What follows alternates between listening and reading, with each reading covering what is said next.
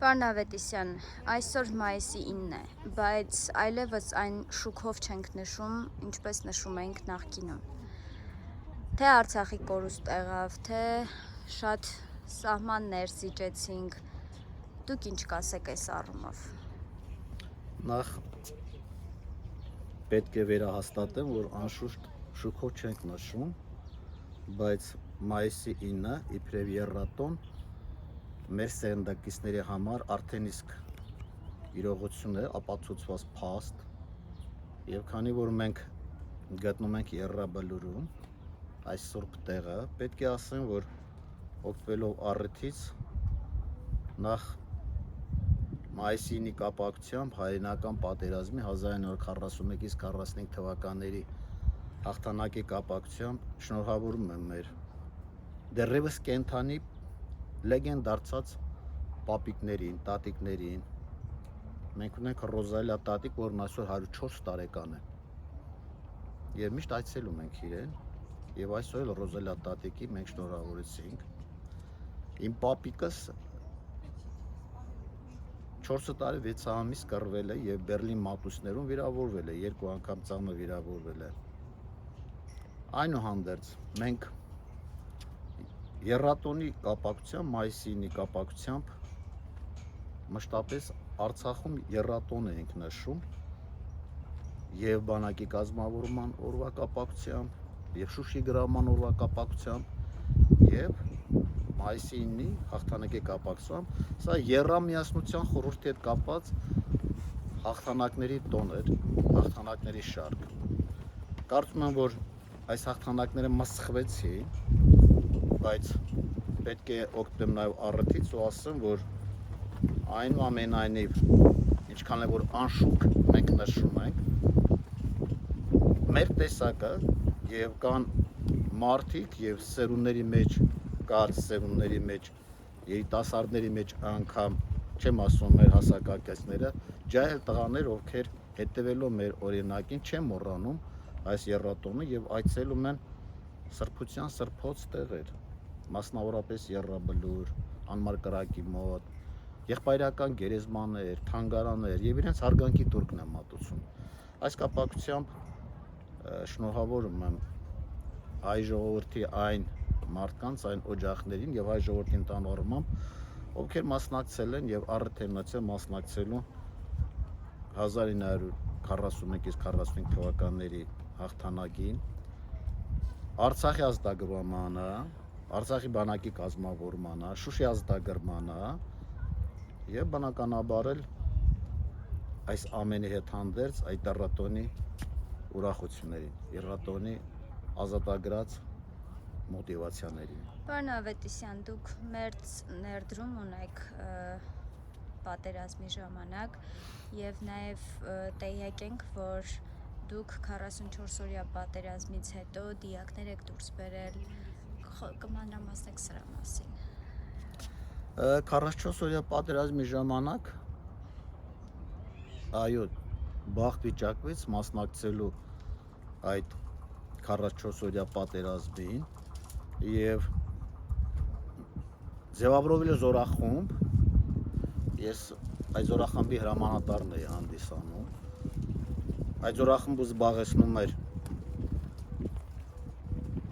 Արփագյադուկ, Սուարասի, Հերհեր, Փարաջա, Կոբրա 1, Կոբրա 2 պաշտպանական բնագծերը, խորքով դեպի Լաչին, դեպի Լիսագոր, ճակատային գծով 8.5 կիլոմետր, խորքով ավելի շատ։ Եվ հենց կներեք ընդհատում եմ, եւ հենց ձեր շնորհիվ է, որ ադրբեջանցիներին չի հաջողվել նախքան Շուշի մտնեն, հա։ Պետք է ասեմ, որ Արցախի նախագահի հետ հեռախոսակապերի ժամանակ ամեն գիշեր ժամի 1-ից մինչև ժամի 1:30 գիշերը հեռախոսազրույց ունեն անում իր հետ, իր ասելով թշնամու գլխավոր հարվածի ուղղությունը հարավային ուղղությամբ նայել, որ թշնամին հարավային ուղղությամբ հաջողություն հասնելով պետք է մտներ Լաչին, Լաչինով շարժվեր դեպի Շուշի։ Փաստորեն այդ ծրագիրը, այդ պլանը մենք բեկանեցինք, որտեղ հարավային ուղղությամբ նրանք կարողացան առաջընթաց ապահովել, գրավելով 9-րդ պաշտպանական շրջանի պաշտպանական դիրքերը, գրավելով ջրականը եւ ջրականից առաջ շարժվելով եկան ու կանեցին այն բնագծերի վրա, որտեղ այդ զորախումբն էր տեղակայված եւ տեղ մենք կարողացանք կազմակերպել ակտիվ պաշտպանություն եւ ակտիվ պաշտպանության արդյունքում կատարեցինք այն, ինչ որ Արծրուն Հովհաննիսյանը մի առիթով ակնարկել է, որ այդով է ասում, որ մենք փախչում ենք, նահանջում ենք, տեսեք թե ինչպես են թուրքերին ջարդում, կոտորում եւ այս ձորը դարձել են թուրքերի համար դժոխքի ձոր։ Եվ այդ օրվա հենց էլ այդ ձորը կոչվեց դժոխքի ձոր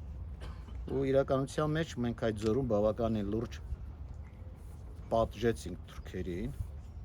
հատկապես հոկտեմբերի 30-ին ամենամեծ հարձակման ժամանակ այդ օրը մենք 30 տեխնիկա խփեցինք եւ բավականին շատ կենթանի ուժ կոտորեցինք ու թուրքերը այդ պահից սկսած իրենք այդ ուղղությամբ տեսան, որ առաջընթաց չունեն, իրանք զարգացրեցին երկրորդ ուղղությունը՝ Հադրութ, Կարմիր Բազար, Շուշի քենտ, Սխնաղ, Քարինտակ եւ Շուշի։ Պարոն Ավետիսյան, նաև համեստություն չանենք, հա, խոսենք այն մասին, որ դուք այստեղ մարդիկ կան թաղված ու դուք հենց անձամբ ինքներդ եք թաղել, որ այդ ժամանակահատվածը, հա, ասեք, խոսեք, որքան եք դիակներ դուրս բերել, ինչ վիճակներում են եղել, ինչպես եք հասցրել, որ դուք խոսքի մեջ ասեցիք, որ 22 դիակ օր է եղել, 22 թաղում եք կազմակերպել, դուք մենակով ինչպես է դա ձեզ հաջողվել։ Նայեք, շատ ծանր հարց եք տալիս, երբ պատերազմը սկսվեց, ստեղծվեց հանձնաժողով, պաշտպանության նախարարի հրամանով, այդ հանձնաժողովի նախագահ է կարգվել Ավետիսյան Վարդանը, ես, ձեր խոնարհ ծառան, եւ մենք սկսեցինք իրականացնել ռազմաճակատում զոհվածների աճուների տեղափոխումը եւ երբ ես ռազմաճակատից վերադարձա, այդ աշխատանքները, այդ հանձնաժողովի տղաները եւ իմ ընկերներն էին հիմնականում կամավորաբար քաղաքացիական ծառայությունից եկել եւ ներգրավել են այդ հանձնաժողովի կազմի մեջ եւ իրենք կատարում էին այդ առաքելությունը, այդ գործը, սուրբ գործը։ Ասեմ, որ մենք 2800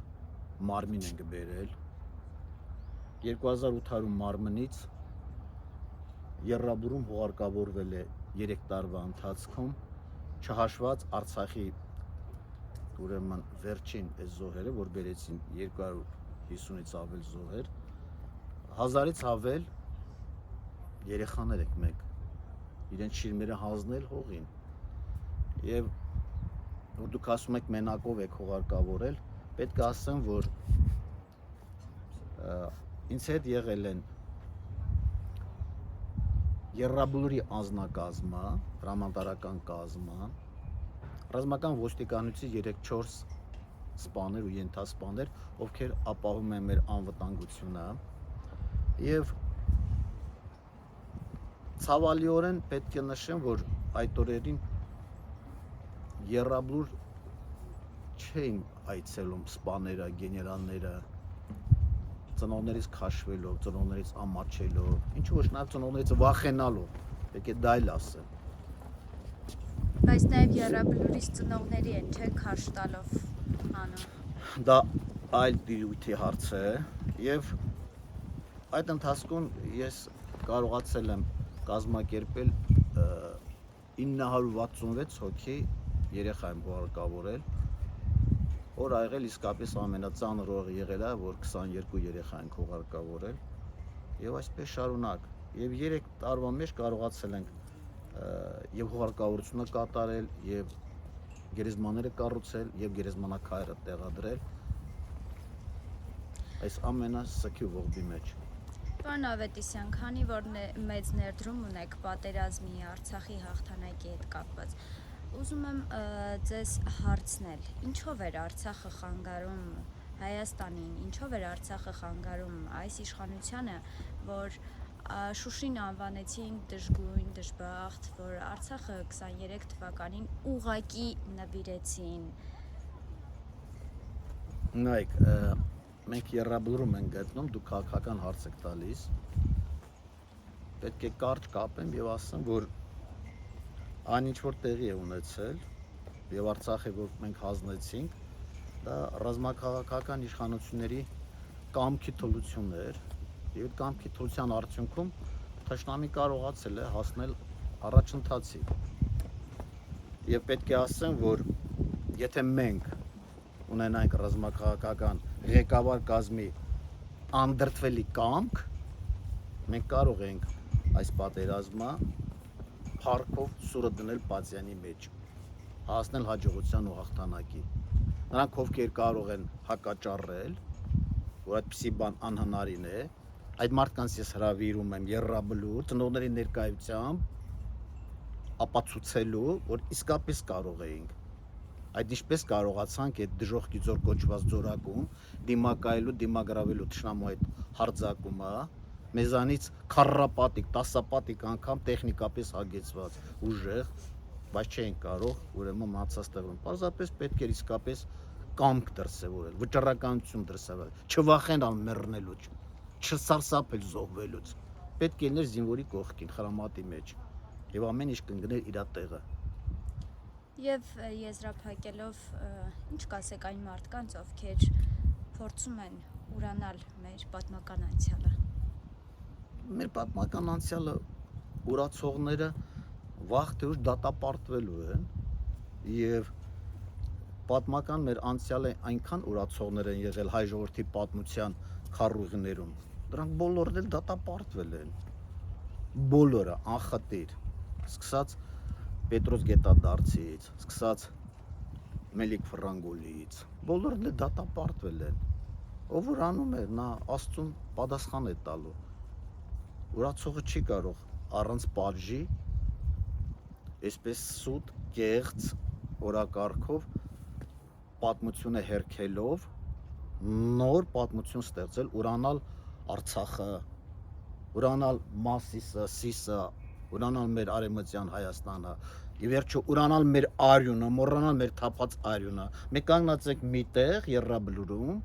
որ այս տղաների վրեժը պետք է մենք առնենք։ Արյան կանչի մեզ կանչում է։ Այս ամոթապարտության խարանը մեր ճակատներից մենք պետք է ջնջենք, վերացնենք իսպար, ինչպես Արցախը ետ բերելով, թե պատերազմով կլինի, թե ռևանշով կլինի, թե դիվանագիտությամբ կլինի, Արցախը պետք է ետ բերենք ու ետ ենք բերելու, վստահեցնում եմ ձեզ դա։ Շնորհակալ եմ ձեզ։ Համեցեք։